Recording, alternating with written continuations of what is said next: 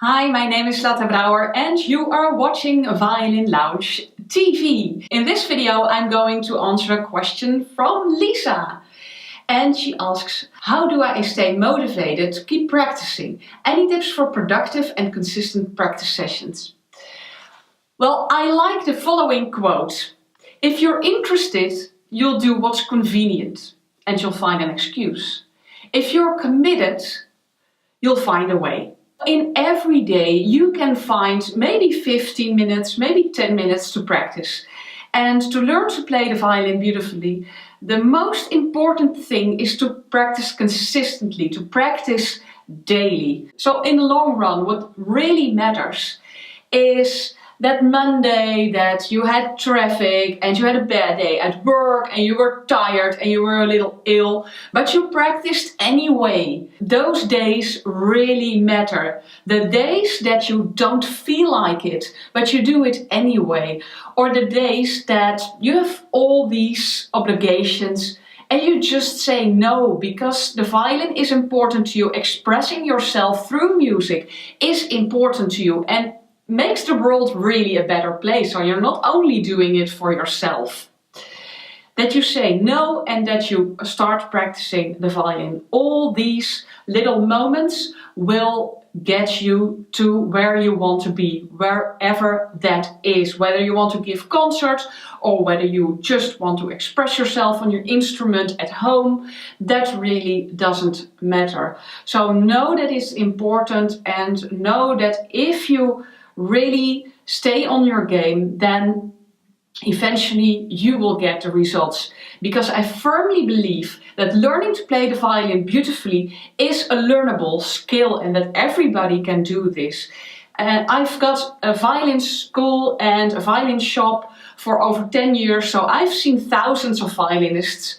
And I've never seen someone who practiced consistently but didn't get the results. You know, maybe they don't play a Paganini concerto or whatever. Maybe they don't become a world soloist. Most of us don't.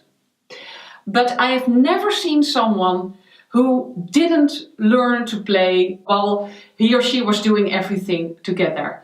So keep that in mind. Then in your practice session, be really clear on what you are doing and why.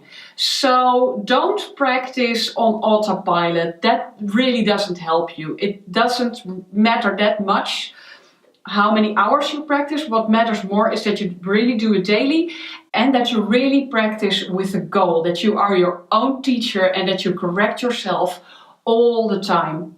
And it's a fun way of practicing because you're analyzing what goes wrong and how you can solve it, and you're creatively looking for solutions to the problems you encounter. You're getting results, so you stay motivated.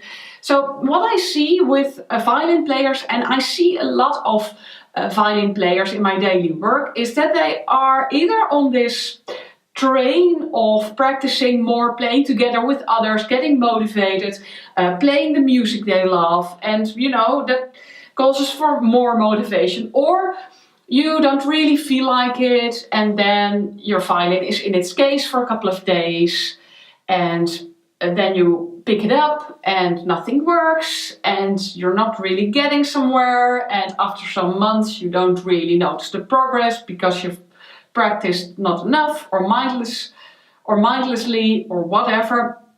And those are the people that eventually stop playing. Or they play from time to time, but they aren't satisfied and the violin is more of a frustration than a joy to them.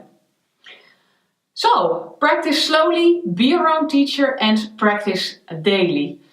Then, if you are practicing technical stuff like scales and etudes, match them to the piece that you play. So for example, this year I want to be able to play the Fifth Caprice by Paganini very well.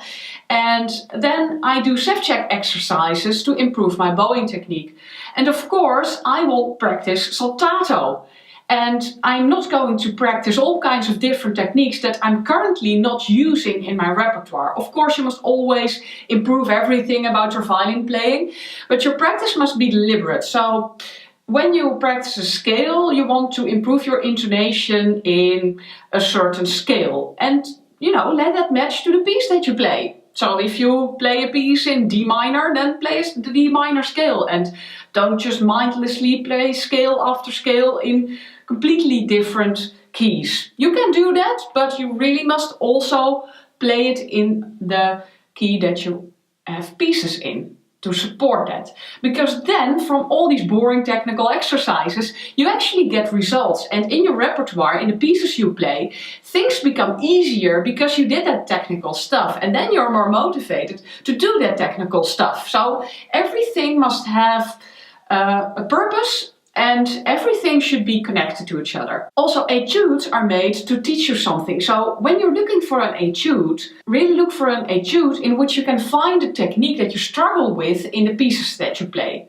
So if you struggle with a spiccato passage, then do your scales in spiccato and search for an etude with spiccato in it. Or if you play a piece with a lot of double stops, then maybe play a scale in double stops, or find an etude in which you can practice double stops.